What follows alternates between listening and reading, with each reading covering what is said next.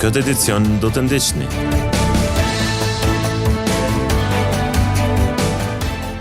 Bura që filloi në orët e para të mëngjesit të sotëm, bëri që rrugët të ngarkohen në komunikacion dhe përpasoj të ketë edhe vështirësi në qarkullim në rajonin e Gjakovës.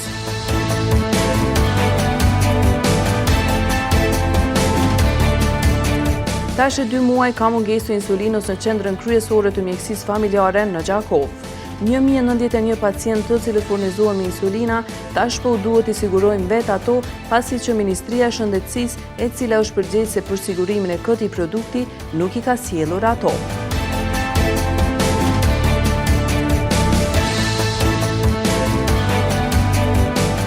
Para 4 vitesh, Ministria e Arsimit e Republikës së Kosovës, në bashkëpunim me Sindikatën e Bashkuar të Arsimit, Shkencës dhe Kulturës së Republikës së Kosovës, patën lidhur një kontratë e cila parashitën ndarjen e shujtave në vlerë prej 2 euro në ditë mësimi për të gjithë mësimdhënësit, por ato për disa vjet nuk u ndanë.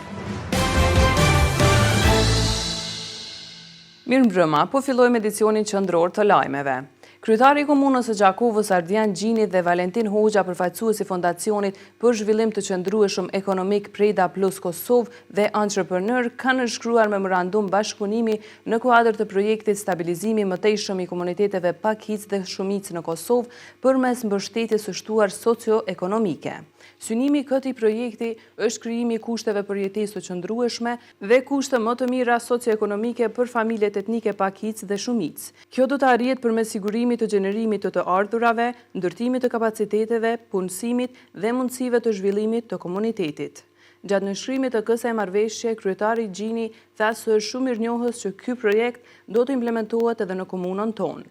Ndërkohë, u shpreh se ai dhe bashkëpunëtorët e tij do të ofrojnë të gjithë mbështetjen e nevojshme në mënyrë që ky projekt të rezultojë suksesshëm dhe të ndikojë drejt për drejt në mirëqenien e banorëve të komunës sonë.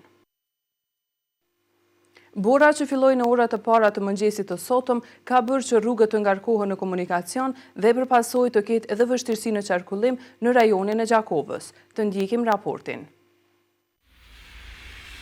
Rreshtet e borës, të cilat filluan si në gjithë vendin, edhe në komunën e Gjakovës, nuk kanë shkaktuar probleme në komunikacion. Punëtorët e kompanisë së kontraktuar për pastrimin dhe mirëmbajtjen e rrugëve në komunën e Gjakovës u panë në orët e hershme të mëngjesit, duke ofruar shërbimin e tyre aty ku ishte e nevojshme. Drejtori për shërbime publike Shkumbin Kastrati ka thënë se me angazhimin e operatorit ekonomik të përzgjedhur nga komuna, të gjitha rrugët janë të kalueshme. Ka pas rreshtet mesatare të borës, në pjesë të kodinore malore, trashësia e borës ka shku diku rreth 15 cm, në pjesë malore. Ekipet janë në teren, besojmë që sot deri në fund të ditës do të rehabilitohet dhe do të funksionalizohet situata, përndryshe të gjitha rrugët janë të kalueshme. Intensiteti i rreshjeve të borës ka qenë më i madh në mëngjes, ndërsa gjatë ditës dukshëm ka qenë më i vogël. Por vështirësi në qarkullim ka pasur në disa fshatra të zonave kodrinore malore. Por pas intervenimit të operatorit ekonomik, edhe në këto anë rrugët kanë qenë të kalueshme. Por një tjetër problem pati në fshatin Dev të komunës së Gjakovës. Jemi këtu në fshatin Dev të komunës së Gjakovës, edhe pamjet prapa meje po tregojnë se punëtorët e kompanisë arenale të Ojësjellës Gjakova po bëjnë intervenimin në një gyp kryesor i cili furnizon një pjesë të fshatit me ujë të pijes. Si pasojë e dëmtimit të një pjese të urës, është dëmtuar edhe ky gyp kryesor.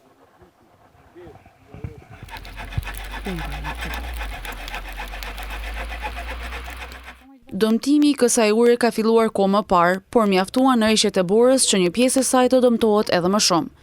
Banorët thanë prapa kamerës se nëse nuk intervenohet nga organet gjegjëse, qarkullimi mbi këtë urë do të paraqiste rrezik, e sidomos gjatë natës pasi nuk ka as ndriçim.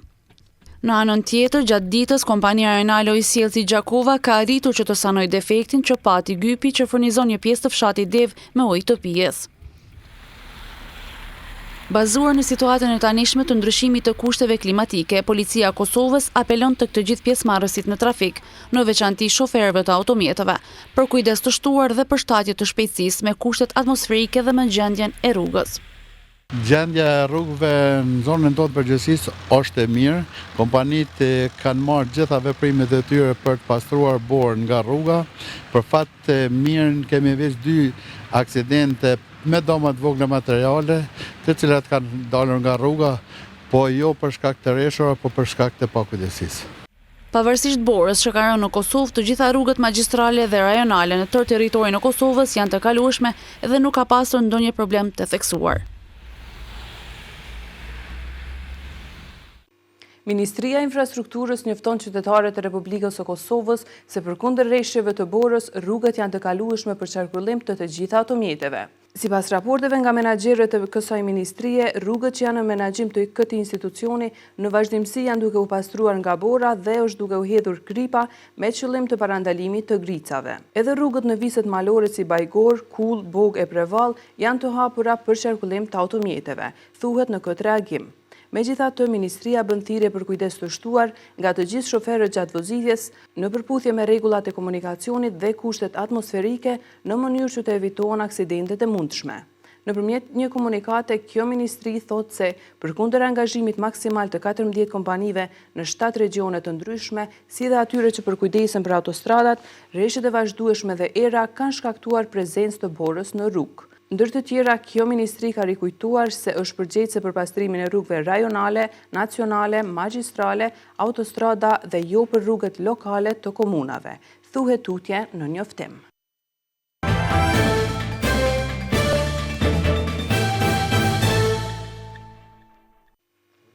Instituti Kombëtar i Shëndetit Publik bën të ditur se gjatë 24 orëve të fundit janë testuar gjithsej 2888 mostra, prej të cilave rezultojnë 529 raste pozitive.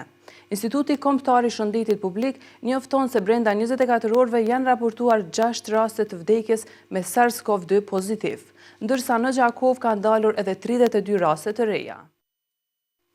Përveç në shëndetin publik, padyshim pandemia ka ndikuar dukshëm edhe në rënien ekonomike në Kosovë, në rënien e cilësisë në arsim, mbylljen e mbi 10.000 bizneseve dhe humbjen e mbi 50.000 vendeve të punës. Kështu është thënë sot në tryezën organizuar nga Instituti për Rrëlëmtime Sociale Paragon me temën Ndikimi i pandemisë COVID-19 në tregun e punës, sfidat si dhe pritshmëritë. Floriana Liu nga ky institut gjatë prezantimit të rrëmtimit theksoi se pandemia ka ndikuar që për rreth 150.000 punëtorë në sektorin privat ende po kanë vështirësi që të sigurohen pagat. Ndikimi i pandemisë si shprehur në numra tregon se afër 50.000 punëtorë kanë humbur vendet e tyre të punës gjatë kësaj pandemie dhe afër 10.000 biznese të vogla dhe të mesme kanë falimentuar. Ndërsa Arjan Vranica nga shoqata gastronomëve të Kosovës, i cili tha se 64% është rënja e të hyrave në gastronomi, ose siç tha ai, 20 milion dëmet në këtë sektor për shkak të masave shtrënguese të cilat ishin ndërmarrë për parandalimin e përhapjes së COVID-19. Vranica po ashtu tha se 11.000 punëtorë kanë humbur vendin e tyre të punës në gastronomi. 3 muajin e dytë nga ndryshimi i vitit 2020 dhe 2019, soi përket qarkullimit, ne kemi 64% rënje si sektor, ku në shifra apo në numra i bie që dikur rreth 20 milion euro të kemi pësuar dëm. Edhe Fisnik Dukolli nga Instituti Paragon tha se në periudhën e pandemisë COVID-19, tashë një vit ka pësuar gjithashtu rënja dhe cilësia në arsim, edhe tërë zinxhiri ekonomik me mbyllje të bizneseve dhe humbje të vendeve të punës. Padyshim që pandemia në vendin tonë si në krejt botën ka ndikuar dukshëm në rënien e ekonomisë, duke prekur pothuajse të gjithë sektorët e jetës tonë, ku më pak e ku më shumë. Gjithsesi, nga kjo pandemi ka pësuar një rënje mjaft madhe cilësia në sektorin e arsimit, si dhe efikasiteti në shërbimet e administratës shtetërore dhe lokale. Disa nga rekomandimet për institucionet kompetente, të cilat ky institut mendon që janë të vlefshme, është ndërtimi i një sistemi të fortë shëndetësor, forcimi i skemës për mbrojtje sociale dhe ekonomike, rritja e sistemit të mbrojtjes për punëtorët dhe të drejtat e tyre, si dhe mobilizimi i burimeve financiare për transformimin ekologjik të ekonomisë. Edicionin e vazhdojmë me lajme të tjera. Tash e 2 muaj ka mungesë të insulinës në qendrën kryesore të mjekësisë familjare në Gjakov. 1091 pacient që furnizohen me insulina tash po duhet i sigurojnë vetë ato, pasi që Ministria e Shëndetësisë, e cila është përgjegjëse për sigurimin e këtij produkti, nuk i ka sjellur ato. Tash e 2 muaj ka mungesë të insulinës në qendrën kryesore të mjekësisë familjare. Mbi gjendjen aktuale këtu na njoftoi teknikja e farmacisë Albina Leshi. Furnizimi fundit ka qenë në muajin dhjetor dhe jemi furnizuar për 2 muaj. Në andor dhjetor pacientat janë furnizu, domethënë për 2 sasit. Sasia tjetër ka ardhur me datën 29 të parit. Edhe janë furnizu prej datës 1 shkurt. Edhe vazhdojnë furnizohen kush nuk është furnizu. Presim për një kontingjent tjetër, tash për muaj shkurt. Mirë po në depo nuk kanë qenë furnizuar. Kjo situatë sipas leshit është problematike për farmacinë si dhe pacientët të cilët e kanë të domosdoshme marrjen e insulinës. Pacientat janë të obliguar ta marrin për çdo muaj sasin për çdo ditë, edhe të na furnizohen një herë në muaj, edhe detyrohen mi ble. Kemi raste kur i japim na dhe ka një borxh kush nuk ka mundësi mi ble, po të na krijon problem shumë. Këtu janë të regjistruar 1091 pacient që furnizohen me insulin. Kujtojmë që mungesa e saj shkakton dëme në organizëm varësisht nga tipi diabetit. Ministria e Shëndetësisë është përgjegjëse për sigurimin e këtij produkti për të gjitha qendrat.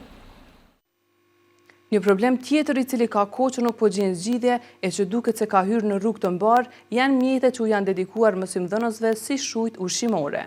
Para 4 vitesh, Ministria e Arsimit e Republikës së Kosovës, në bashkëpunim me sindikatat e bashkuara të arsimit, shkencës dhe kulturës të Republikës së Kosovës, patën lidhur një kontratë e cila parashitën ndarjen e shujtave në vlerë prej 2 euro në ditë mësimi për të gjithë mësimdhënësit. Por ato për disa vjet nuk u ndanë. Bazuar në një marrëveshje të vitit 2017 të lidhur me Sindikatës së Bashkuar të Arsimit dhe Shkencës, si dhe Ministrisë së Arsimit dhe Shkencës, të gjithë mësimdhënësit e Republikës së Kosovës do të paguhen me 2 euro për ditë pune në kuadër të shujtës ushqimore. Zyrtari ligjor i Drejtorisë Komunale të Arsimit në Gjakov, Dardan Bakia, na tregon detaje tjera të kësaj marrëveshje, e cila implikon drejt për drejt komunat e Kosovës. Ministria e Arsimit dhe Zbashku kanë qenë të obligune që mi informu dhe mi ndihmu komunat qoftë në aspektin financiar me bo planifikim edhe kostot që kom ju kushtu komunave në Kosovë për zbatimin e këtyre dispozitave ligjore, si për rastin e shujtave, në rastin konkret.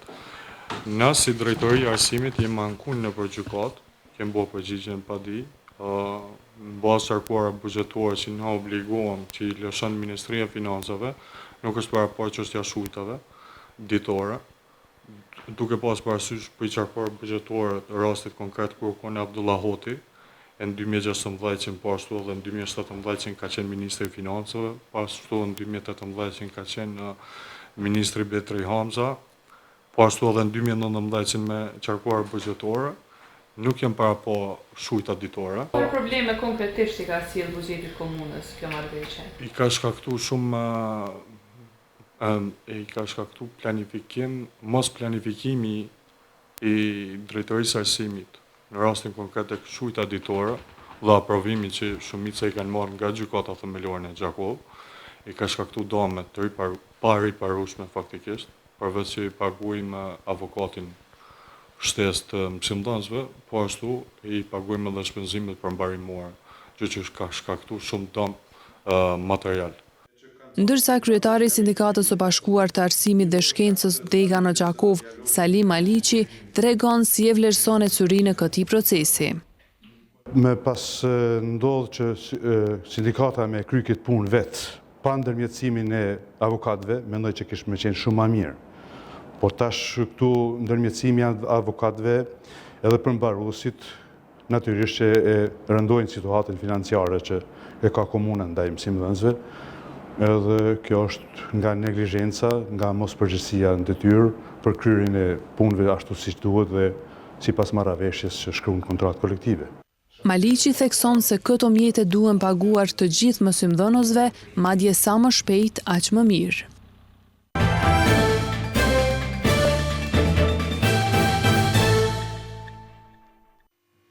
Sot pas dite u zhvilluar ndeshja mes Vllaznimit dhe Trepçës në stadiumin e Gjakovës. Edhe pse në terren të rënduar rreshjet, futbollistët dhanë maksimumin. Në stadiumin e qytetit në Gjakovë zhvilluar ndeshja në mes të klubit të futbollit Vllaznimi dhe klubit të futbollit Trepça nga Mitrovica. Kjo xhiro luajt në kuadër të javës së 18 të Ligës së Parë të futbollit kosovar. Ndeshja filloi një orë me vonesë, kjo për shkak të kushteve klimatike. Si pasojë e rreshjeve të borës, futbollistët dolën në fushë pasi u bë pastrimi i saj. Loja u karakterizua me aksione të shumta shënimi. Të dy rivalet të vjetër u munduan ko pas kohë të shënojnë në port, por si duket, fati nuk ishte në anën asnjër skuadër. Ata që dominuan më shumë ishin futbollistët e klubit Kuqezi, por edhe pse patën shanse të shumta nuk arritën të shënojnë fitore. Dy skuadrat u ndanë në paqe në një fushë të rënduar me dobor, që vërtetësoi temase lojen nga të dy palët. Ndeshja në mes të Gjakovareve dhe Mitrovicasve përfundoi me rezultat të barabartë 0-0. Ky rezultat nuk i shkoi përshtati asnjër skuadër, pasi që edhe Vllaznimi edhe Trepça renditën në pjesën e poshtme të tabelës dhe ndajnë pikë të barabarta. Në vazhdim të ndjekim grafikën e parashikimit të motit për ditët në vijim.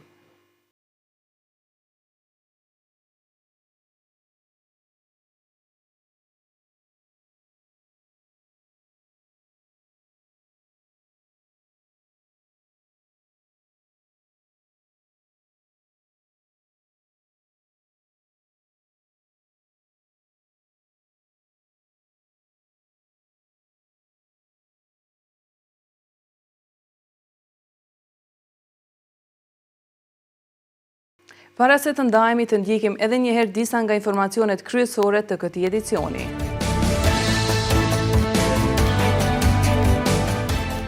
Bura që filloi në orët e para të mëngjesit të sotëm bëri që rrugët të ngarkohen në komunikacion dhe përpasoi të ketë edhe vështirësi në qarkullim në rajonin e Gjakovës.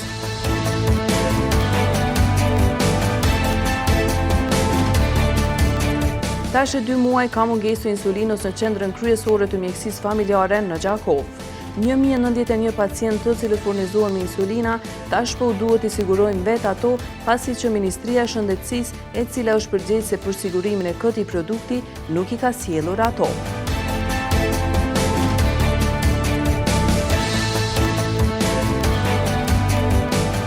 Para 4 vitesh, Ministria e Arsimit e Republikës së Kosovës, në bashkëpunim me Sindikatën e Bashkuar të Arsimit, Shkencës dhe Kulturës së Republikës së Kosovës, patën lidhur një kontratë e cila parashite ndarjen e shujtave në vlerë prej 2 euro në ditë mësimi për të gjithë mësimdhënësit, por ato për disa vjet nuk u ndanë.